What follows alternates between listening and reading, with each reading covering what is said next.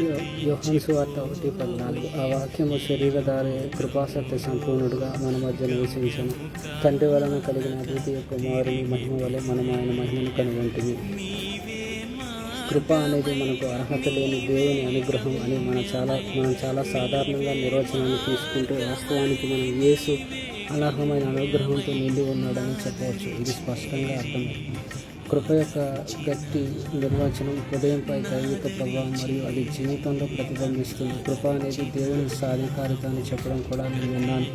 ఇది చాలా అర్థవంతంగా ఉంటుంది. కాబట్టి కృప గురించి సరైన అవగాహనతో యేసు దేవుని ప్రభావంతో లేదా ఆయన సాధికారతతో నిండి ఉన్నాడనే నిజమైన అర్థాన్ని చొప్పించినట్లయితే అది నిజమవుతుంది.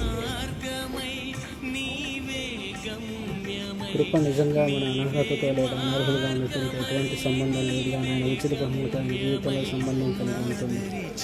కృప ఎల్లప్పుడూ దేవుడు తనను తాను స్వేచ్ఛగా తగ్గించుకోవడానికి ప్రజలకు చేరువ కావడం, ఎందుకంటే ఆయన మనల్ని ఆశీర్వదించడానికి మరియు మనకు సమీపంలో ఉండటానికి మరియు క్రొత్త ఒడంబడి కింద మనలో నివసించడానికి ఆయన ఇష్టపడుతున్నాడు.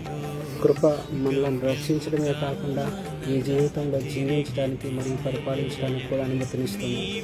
కృప అనేది మన జీవితాలకు నేర్చుకునే విధానం లేదా సూత్రాలను వర్తింపజేయడానికి ప్రయత్నించడం కాదు, కానీ మన హృదయం నుండి నమ్మక వ్యవస్థ నుండి జీవించడం. ఇది నిరంతరం